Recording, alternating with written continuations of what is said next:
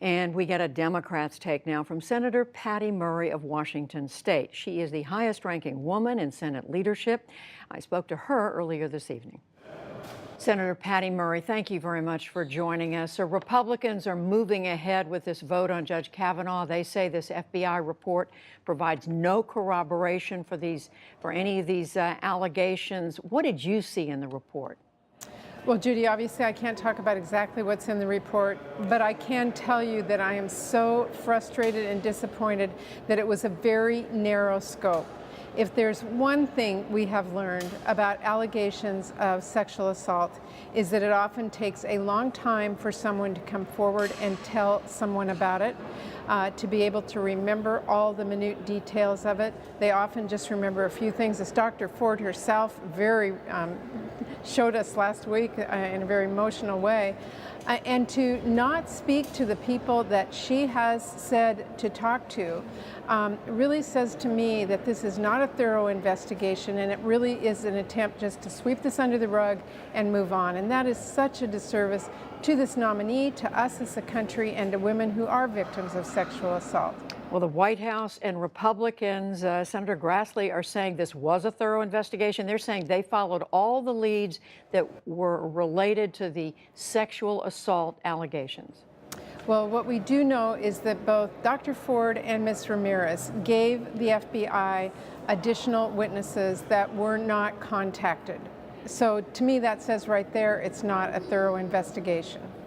They also say, Senator, that during Judge Kavanaugh's 12 years as a federal appellate judge, there were no accusations against him, that what we're really talking about here are things that happened 3-4 decades ago when he was in high school and college, that it just doesn't rise to the level that Democrats are making it out to be. Well, let me answer that in a number of ways. First of all, character and judgment do matter when you're putting someone on the bench on the Supreme Court for a lifetime service. And it matters because you want to know when you come before them you will be judged fairly. So their judgment, their character matters, their veracity matters, and their temperament matters. If he indeed did lie to the committee about what he had done, that speaks volumes, and that's why this is so critical. Do you believe he did lie to the committee? I do believe that there is great gaps in his testimony in a number of areas, both in the case before us, as we're talking about Dr. Ford, but also in other areas that he gave testimony to before the committee, as we saw in the emails, whether or not he had was involved in judicial nominations in the past, and some of the other questions that came before us. So to me, those questions were already there. Senator, how do you answer Republican charges that Democrats were all along planning not to vote for Judge Kavanaugh anyway, that you have this comment from Senator Schumer at the outset that he was going to do everything he could to prevent him from being confirmed? They are saying Democrats have basically, from the get-go, have done everything they could to prevent this nomination from going through. Well, let me speak directly to Dr. Ford.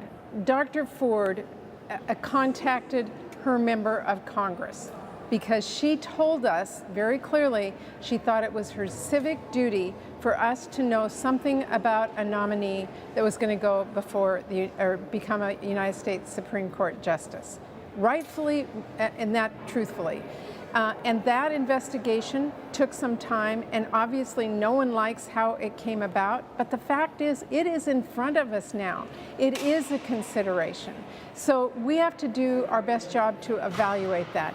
Can it be done better in the future? Man, I think we all hope so. But it's here now, and this is what we have, and this is what we're looking at. Do we put someone on the Supreme Court that both his veracity and his how he has treated women in the past, I just think that it's wrong to put him on there, and that's why I'll be voting no.